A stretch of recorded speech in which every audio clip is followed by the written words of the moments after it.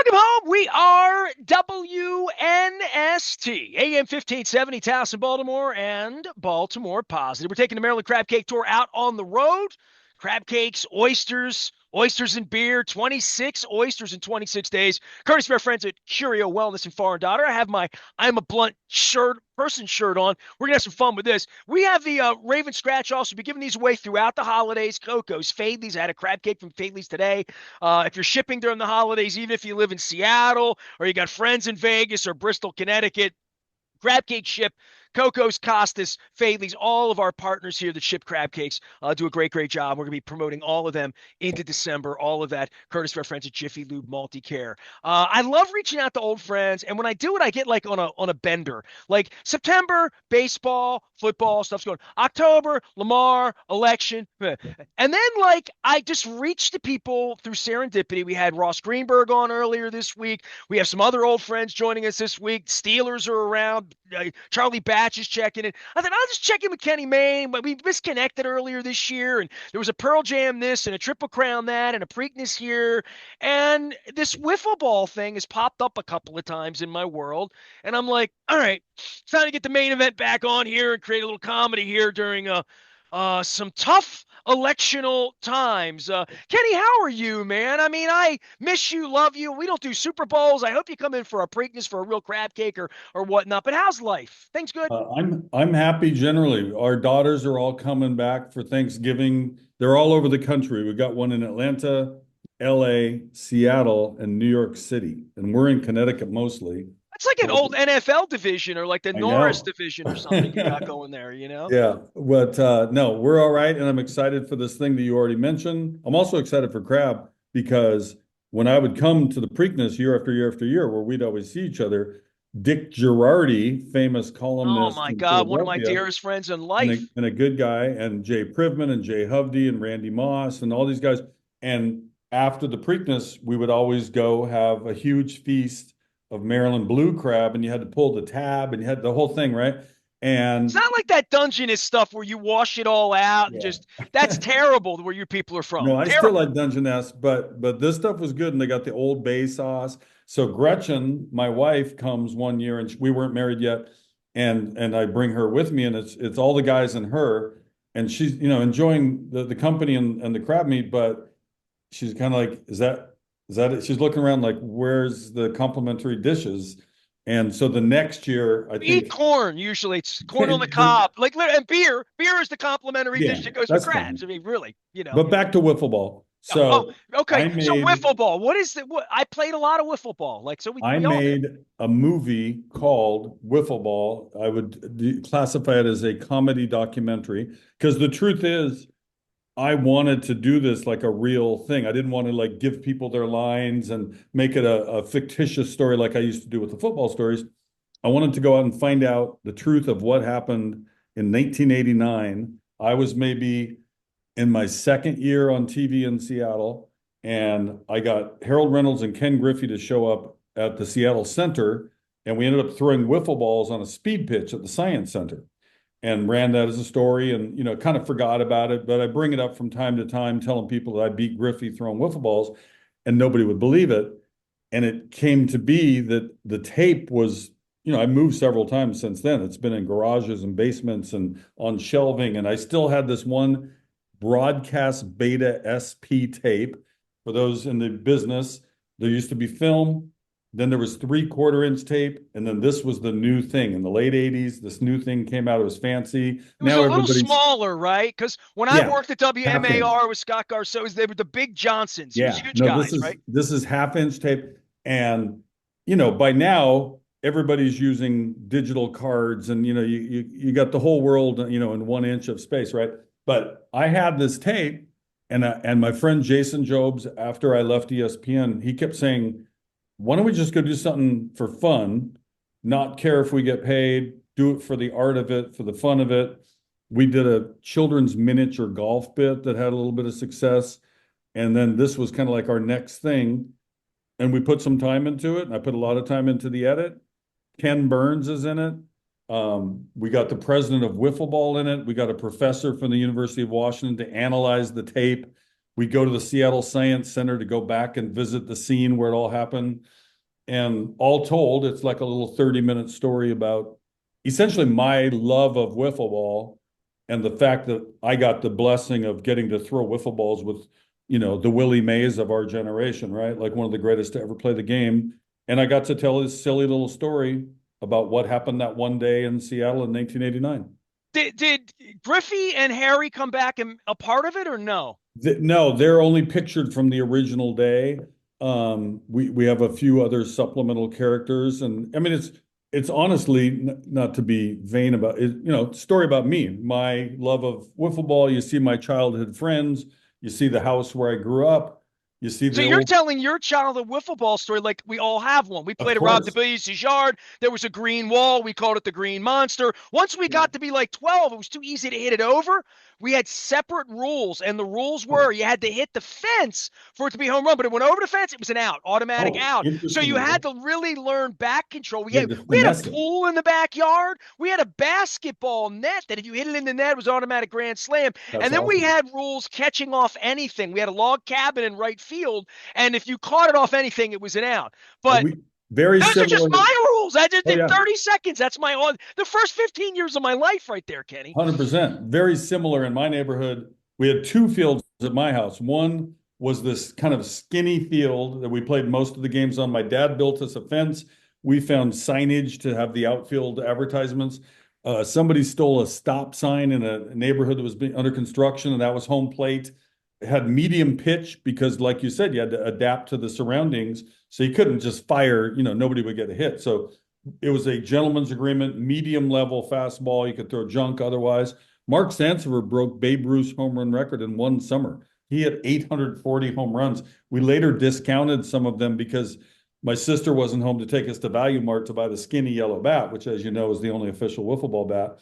And we were using like one of those fat bats taped up. So we threw those home runs out. Mark still surpassed Babe Ruth before Henry Aaron did.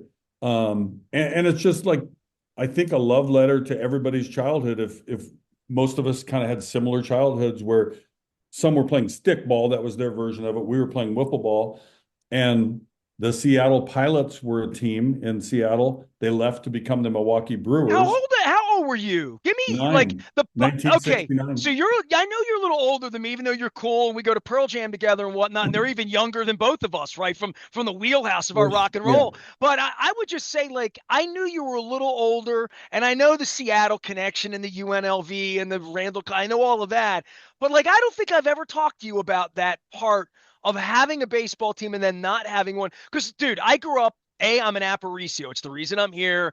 60s, Google it all Sure. up. But 73 through life, I was on the 22 bus line to Memorial Stadium. And I take that for granted that I saw the end of Brooks Robinson, all of Jim Palmer, into Cal Ripken, Eddie, like all Earl Weaver, all of that stuff as a kid, and how different it was to be from other places. And you lost it and got it back kind of maybe in the modern way because franchises move, but baseball franchises don't move. And the Pilots are like the sexiest thing ever to They me were because one year. they I you still blinked have and they were gone, right? I have a couple of Seattle Pilots woolen shirts, the remake, because I used to play in the so-called celebrity softball games at the baseball all-star games, And you and were they a would say, representative of the Pilots, "Who do right? you want to represent? What team?" And I would say the Pilots, and so I ended up with a couple of those shirts. I still remember distinctly going to like 30 of their home games. They played at a place called Six Stadium, which is now a Lowe's Home Improvement It Center looks like it east should of. was made to be a Lowe's. And I It mean, was like I've it seen was the falling aerial apart. shots of it. I'm like, I got it one for you. looks like Do an you erector know? set, right? Like Jerry Park looked that way. That's what it Yeah. looked like in 1968, right? Here's a true story that I brought up, 1969. Here's a true story that I brought up many times on Sports Center. Boog Powell hit an inside the park home run at Seattle. How did that happen? Was the fence He back up? Like what was he the he hit it circumstance? over the center fielder's head who charged it, missed it. It goes behind him and it stuck at the wall like in highlight, the chula that rolls out. And the help didn't come on time, and Boog Powell just kept running around. You can look it up. Boog Powell inside the park home run, Seattle, Washington. You know who will remember that? Jim Palmer remembers He everything. might.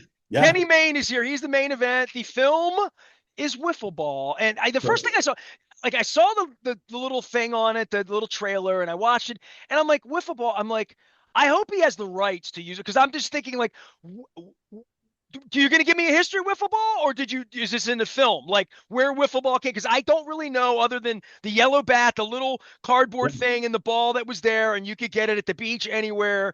And I'm still and if I see a Wiffle Ball or bat, I want to play right now. Yeah, well, we went to Wiffle Ball headquarters to talk to the president of Wiffle Ball because after I viewed the tape as the movie goes along, there's a point at which we reveal what really happened that day. The tape says, here's what happened based on the evidence. I'm not satisfied with that, so I hire a professor to analyze the tape. Then I go to the headquarters, which is in Connecticut, by the way. There's a great story behind how Wiffle Ball even came to be. Their grandfather, the family that runs it now, he, at a certain point in his life, was trying to figure out something, not a get rich scheme, but something that he was passionate about, right? And he would just kind of run off every day and pretend to be going to some job when in fact he was refining and developing this amazing piece of equipment that is now a worldwide seller. They have a factory in Connecticut that just churns out balls. They got a machine and it just pumps them out, and they come in two pieces. Then they got to get them stuck together, and they got the Well, it yellow always had bats. that seam, like little seam in it, you Yes, know? exactly. They copyrighted or trademarked, I should say, the color yellow of that That's bat. Wiffle Ball yellow. Yes. There's Okay. no other yellow but that yellow. Yeah, exactly. So, and it's still, if you drove by it, you wouldn't think, it's not a Boeing factory. It's just this small couple little buildings, but that's enough for them to keep shipping out. I mean, everywhere you go in the spring in particular, you could go to a drugstore, you could go to a grocery store, you could go to a sports store. There's always a couple wiffle balls. They have the bat, the one ball, right, with the cardboard on top, or Absolutely. you can buy the backup balls if you need more, which we do because we're going to break them or hit them in the woods. Don't hit it into old man Turner's yard. The There was bastard will always never that give it rule. back. It was Yep, always yep, you always had to get off my. It was the original "get off my lawn." Was yeah. was yelling about kids playing wiffle ball, right? My favorite thing was how everywhere you went, like I said, I had two fields at my house. The other one, you hit the homer into the lake. We lived on this tiny little lake outside of Seattle. But you go to Mark Sansever's house and hitting the top of the house on the roof, that was the home run, just like your home run had to hit the fence. You go sometimes street ball. You just play, and if it hits a car, it's a foul ball. Yeah, we On have our wall ball, field, but we play with pinkies. You ever play with pinkies and hard bats? Like you know uh-uh, what I mean? The little pinky balls. No, I did not. Oh, I know what you're talking about. Yeah, those are like Super Bowls. They go forever. you could. Yeah, I mean, right. You could. Right. Yeah. So But like with you with wiffle ball, I want to ask this: where this piece you're doing? Tell everybody how to find it first, too. on Fubo and all its other disseminators, you can get it through Roku and other sources. This Thursday, I don't know when this is running, but Thursday the 14th is either happening or has happened. But there'll be some other times on Fubo where they're going to broadcast it out, right? 8 o'clock on Thursday the 14th. So it's not a After, download yet. It's a catch it no, now, but it will be that way. the way it's going to be is Fubo subscribers will be able to click on demand, just like if you go to Roku and there's a Fubo sports page and you can click on things. So it'll be available for quite a while where people will have the chance just to pick it out like you pick out a movie on any other platform. Well, the premise of this, and maybe this is a deeper dive, because you and I have done so much on horse racing, and I mean, I've known you for a long time about a lot of issues, but like this particular piece leads to your comedy, and the comedy part of you just not being an anchor, and at a time where ESPN was trying to do different things, and now it's personality driven, and you've moved on to a different kind of life, and I've moved on to a different kind of life than taking phone calls from angry sports fans, which is what I did for 20 years primarily. The comedy part of your piece. Did you ever do stand up when you were quarterbacking at UNLV? Or like, where did that come in and who allowed you to do that? And dude, we're going back. This is 89 you did this piece, right? I mean, this is a very, like, this is an early, edgy, we're trying to be Johnny Carson, maybe at Yeah, that point, I right? think Or David Letterman or whatever you were it trying to be would at it that would have point. been Carson. He for sure was my model growing up to stay up and watch his monologue. You really thought you were doing something. Obviously Letterman later, but I was just around funny people. My dad, his friends, my uncle, my good friends, and originally, I think we've talked about this before, when I went to college at UNLV, it was for broadcasting, but I took a lot of journalism and political science. I wanted to be like a serious, documentary maker or hard news or international news. It just happened that I fell into sports in Seattle. The station I worked for had news on Monday through Friday, 5 days a week. They had no weekend show. We always used to joke, if there's news on the weekends, it's news to us. That was our company motto. So one year, I've only been on TV for maybe a year at this point, doing mostly news, only news actually. And the news director said, "Hey, we're adding a weekend show. I want you to do sports. You played football." And it wasn't like I was resistant, but I also wasn't that enthused. I was like, I guess I kind of shrugged, like, sure, I'll do 2 days of sports and 3 days of news. That'll be my job. And then as I started doing it, I just started kind of doing it my own way. It wasn't a standard Well, you're an sports job. irreverent kind of human. Like to know Mhm. you is just to know you're a little you have an offbeat sense of humor. And that is That, interjected in everything I've ever seen you when you're trying to play it straight doing Sports Center, it's still a little bit with a wink and a smile, right? Like sure. that's your gimmick, right? Yeah, and obviously you're always better at something the more you do it. I was nervous out there. I was like, "Hey, welcome to the show." The first little while I was like, what the hell am I doing? And then you get comfortable and then you like, oh, I can say this line over this highlight, or I can think up this other silly story, or, so with time, I think I just improved my presentation, but I don't think I'm a hell of a lot different than I was in fifth grade. Spent most of fifth grade in the hall actually, but But for Berman to do nicknames or for George Michael to do Sports Machine, let's go to the videotape and what was going on in that era, Warner, well, what sportscasters were doing for ESPN to allow you to go out and do vignette, semi-offbeat comedy, celebrity-driven, theme-driven, way before reality TV or hey, I've got a bit. You know what I mean? Like even before Howard Stern was doing bit. I mean, this is a pretty early on thing that part of it and you tapping into some comedic thing that you dreamed of beating Ken Griffey at Wiffle Ball, right? yeah, I mean, it all kind of goes together in different phases, and maybe it's a little more polished now than it might have been back then. It's very funny. We didn't put this in the show. I wish we had now. We had part of that day where I shot the wiffle ball throwing. We also did a couple interviews, and my questions were so dumb, so bad, so amateurish. It would be embarrassing to even, but we Wayne's did. World cable access tape Oh, kind it of, was yeah. not good. We did put in one bit where I did a promo. You know how you do the local news promos? Like coming up tonight at 10 o'clock, we'll have news, sports, and weather, all that. And mine was as bad can be. But we put that in the movie just to make fun of me. Like I was just breaking into TV and then here's this clip. So I'm glad we did it because it gave me a chance to do something real because I really did want to find out the truth of what happened. But as I do it, there's little callback jokes, and obviously we're not taking ourselves too seriously, but ultimately, I don't know if you learned anything from it. In fact, I wrote the credit song, and there's a band called The Head and the Heart. You know those guys from Seattle, indie No, rock kind of guys, no. indie folk rock. I don't know what you term them, but they're very good. And I asked them, if I wrote a song, would you make it sound like a real song? And they knocked it out. They did the end of the show credit song is their voice, but my words, making fun of the thing that you just saw for 30 minutes. Kenny Mayne is the main event still. Wiffle Ball is the film. You can find it out on Fubo. I just like saying that Fubo. Yeah. So, what is real life for you at this point? Right? Because I guess we don't see you, and I'm watching ESPN sometimes on Sunday. Rex Ryan, the wheel does churn for all of us in various ways. You don't see me in locker rooms anymore at Super Bowls. I'm doing a cup of soup or bowl during the traditional week that the big game is played for charity and for the Maryland Food Bank here, a cup of soup or bowl. Get it? I So you like it. come out and if you bring canned goods, we give you a free cup of soup or bowl, Maryland crab or cream of crab. Tell Gretchen she'd have to crack anything. There's no guts No. to pull out. Just a spoon and some crackers, some saltines.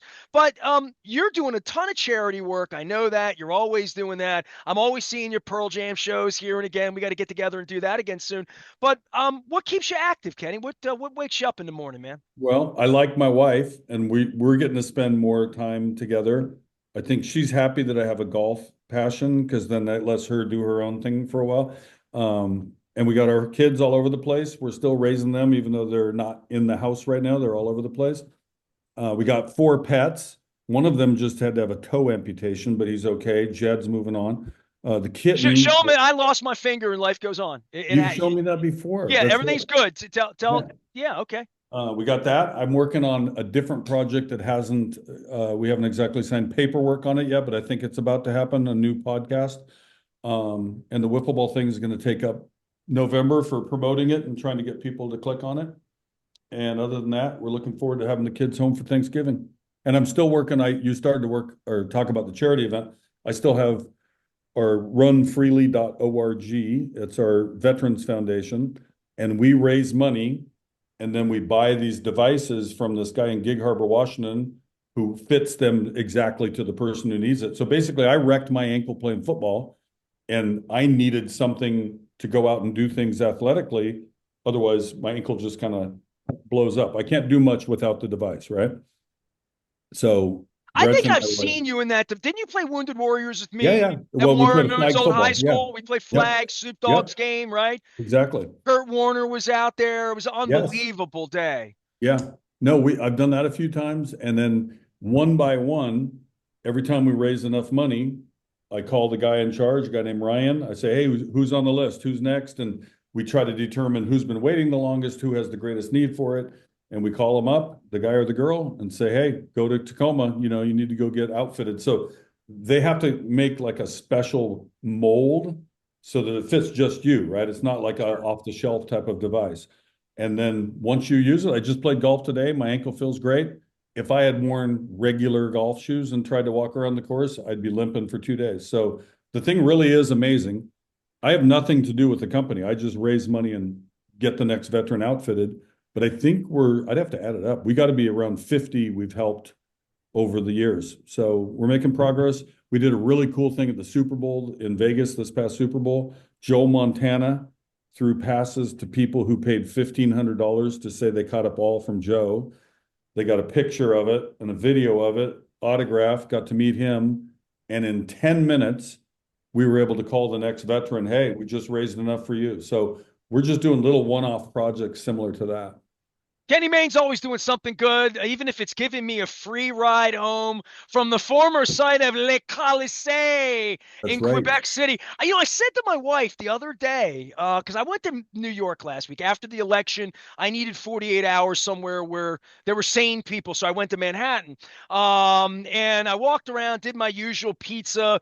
You and me in Manhattan, we'd rage because, I love New York and walking It's a around. So good spot. I do 25 miles running around. I came back and I said to my wife, I'm like, all right, so if you could go anywhere again on this continent, where would you go to explore again? She said, Quebec City. And I'm like, and maybe it's serendipity that you're on the show and I ran into you there, but the Pearl Jam thing, it's in our blood as well. And by the way, man, in the Quebec City show, they shouted you out. Eamon shouted you out on stage. They played a It was song Eddie. for you that night. Hey, I'm sorry, Eddie. I'm Yeah. sorry. Wait, I stand corrected. Um, but they played here a couple months ago. I was trying to get Eamon on the show because I'm thinking if there's any chance of me ever having him on, it's when they're coming to Baltimore, do some charity stuff. But I saw him in LA at the Forum that's been completely redone. We redid our Baltimore Civic Center Arena, Royal Farms Arena, and it's Iron Maiden's playing there tonight, Kenny. But seeing Pearl Jam out and seeing what I would say to anybody, and I'm a bigger fan of some other bands in some small way. I would just say Pearl Jam is still very much in their prime. Oh, And they're the greatest band in the world that still does what they do. I told Jeff after which show was it? New York or Boston? I can't remember which one. I think you guys, it was Boston. I said, I think you're getting better. Like they're so tight. The new album's amazing. They love playing the old stuff. They sometimes play the stuff that I don't like quite as much because they like to go hard, when they do. But the second night in Boston, it was like I wrote the list. I mean, they sang Untitled, which was when Gretchen and I got married. That was our first dance song, is Untitled. You have to look it up. And then they sang Present Tense, probably my favorite. And it was just that kind of night. It was What did they perfect. play for you in Quebec City? Present Tense.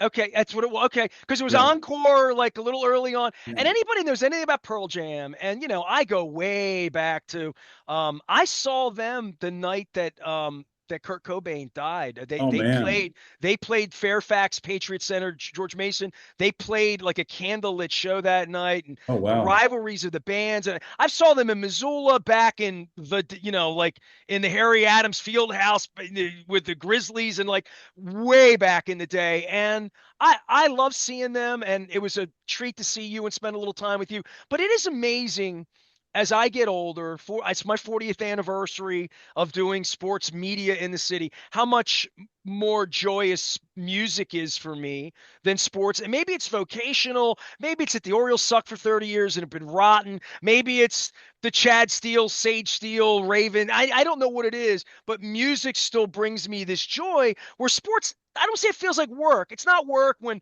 Ole Miss is winning a big college game and kids are storming the field when Lamar's the best player on earth. I mean, but I would say that there's a point for me where music is my release. There you go. There's your Pearl Jam line. Agreed, agreed. It's more healing. Like, I mean, certain if you love your team when the Seahawks won the Super Bowl or the play where Richard Sherman, knocked it away from Crabtree, like there's an emotional rush because you care about your city and you have this pride and all that, but you don't get the same, spiritual connection, at least I don't, that you would at a concert with your band. I just saw Stevie Wonder in Atlanta. I mean, that was something by He itself. played here a couple weeks ago too. It was amazing. Yeah, We we had a saw great. Sting a couple weeks ago. I mean, I'm at a concert once a week. I mean, I would love that. I went to New York to see the Pink Floyd show, and I went I went up just getting tired and went to bed. I'm the only guy that goes to the city that stays up all night and goes to bed at 9 p.m.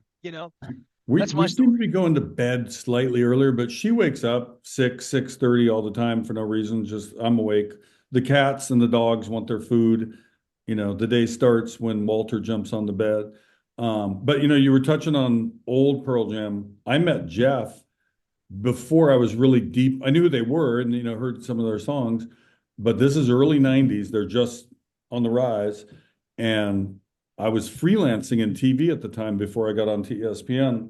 And the NBA Entertainment, remember it was Ahmad Rashad and Willow Bay on Inside Stuff. Remember that show on Saturdays? Absolutely, every Saturday And afternoon. Sure. and they would Didn't occasionally Summer call. Sanders do that for a minute, or am I I think you nuts? might be right. All right, go ahead. They would call me occasionally and say, "Hey, go interview, Gary Payton, do whatever, something that they'd ship back for their show." And this one day they were like, "We need you to go to the Coliseum, now the Key Arena, no, now the Climate Pledge Arena. I'm sorry." Um, and Jeff Ament, this guy from Pearl Jam, is going to be making a poster with Sean Kemp. So there's this famous group in Seattle called the Kostakos Brothers, and they make these iconic posters. There's a Largent poster and Jim Zorn, all the greats They're from, beautiful. Yeah, I know about they're that. really cool. And the poster shoot was going to be Jeff with his bass and Sean just jumping and dunking. And you can Google it. Google Jeff Ament, Sean Kemp poster. You'll see what I'm talking about. So I got to interview them and send the material for them to package it. And I just got to know him in a different way. His love of basketball, right? He probably still plays, but he was playing fairly competitively for years. He'd play at the gym and join a rec league or whatever, played in college a little bit, and kind of had that be the basis of the friendship more than, wow, you're a rock star. You know what I'm saying? Like able to kind of separate the two things. And he's a pretty genuine guy. So he's doing good stuff. He makes these skate parks around the country, sort of like how people build gyms or whatever, give kids some stuff to do. But he loves skating. He's always had that in his blood. And he's made these really cool skate parks, give kids another thing to do that's healthy and outdoors. So he goes around the country and builds those. Not that you're not already my hero for giving me a ride home from Quebec City that night, although it was perfectly safe to walk, but it was a little chilly that night, as I remember. The long walk, about 5 miles back to the city. Ament put on a Baltimore Bullets Oh, sweater for the encore. For that's the pretty cool. 3, 4 songs they did here in Baltimore in the arena where Gus Johnson played, like the whole deal. It was the old school orange. It wasn't Wes Unseld, Phil Chenier, we're going to become the Capitol, and then the Washington Bullets. This was the Yeah. '60s sweater, and Earl, like Earl of Pearl, like that sort of thing. So I would say Yeah. If there's any way to ever have him on my show and you can make it happen as a sports guy, Baltimore guy, maybe he's got an Aparicio card. I don't know what it is, but he did a cool thing here. And the other thing I remember about him is at the Harry Adams Fieldhouse in Missoula in 95. I saw them early verses. They were still a big band, but they were still playing like college gyms. He called his parents out in the gym because they were there and he was from there. And I'll never forget, they were by far the oldest people. Like we were all 18 at the show, hair down, mulleted all out. We all looked like Eddie. And they were the only 50-year-old old people, really old people. They were like 50 then at the show. So I've always wanted to like, and I know you have to think so. If there's a charitable angle, let me know. But Wiffle Ball for you, available in Fubo. Anything else happening? You coming in for Preakness? You're still triple crowned up, right? I mean, we went to the Belmont up at Saratoga because they're rebuilding Belmont. Yeah, I mean, I still love it. I watched Breeders' Cup last weekend, was amazing. Like that's my favorite sports thing of the year over the Super Bowl even. You got the best people and horses in the world all showing up in one place, different divisions, different ages. And they're trying. Not that others aren't trying at many other track, but it's just not the same. When there's a 6-horse field at Fawner Park, it's just not the Breeders' Cup. No offense, Fawner's Park. Well, I mean, the best are the best. I mean, that's just where it's at. You've always been one of the best. I appreciate you, brother. Wiffle Ball is the film. It is a childhood exploration of adulthood and dreams of Ken Griffey and glory. Literally, Wiffle Ball glory is what it is, All those correct? things that encapsulated it pretty well. All right, maybe I'll get my name on the box when it comes out on VHS. Thanks for having me. Kenny Mayne, a good man out golfing. If you see a guy that looks like Kenny Mayne with a golf, it's probably him. I'm playing tomorrow. Absolutely. And I hope to see you here in Baltimore sometime soon. We'll see you when the Orioles are in the World Series next time. We can all pray a little Oh, bit. don't forget about the Boog Powell trivia note. A Boog Pal inside the park Oh, home run, wait a Seattle minute. You, Pilot you brought up 69. the old Bullets. So I'm in junior college, 78 spring. That's when the Bullets beat the Sonics. They Oh. come back in 79 and we then beat the Bullets, right? Gus So Johnson came clean. He came on to our side after that, right? For a little Gus bit. Williams, Fred Brown, Williams, I'm Dennis sorry. Johnson, Jack Sikma, who I Sigma, just sure. Sikma showed up at my charity event in Seattle about a month ago. Um, that was Wally Walker, John Johnson, Lenny Wilkins, the coach. He just turned 87 years old last week. Bill Chenier on our side and Wes Unseld and Elvin Hayes. Come on. Now we're talking. You get me fired up to get a Seattle Supersonics Pearl Jam logo thing because those Oh, things they look have awesome one. too. I They know they have. do. Kenny, take care of yourself. You're always gracious. Appreciate you. Next time up, it's Pearl Jam. I'm Nestor. We are WNST, AM 1570, Towson, Baltimore, and we never stop talking Baltimore positive and rock and roll because it's more fun.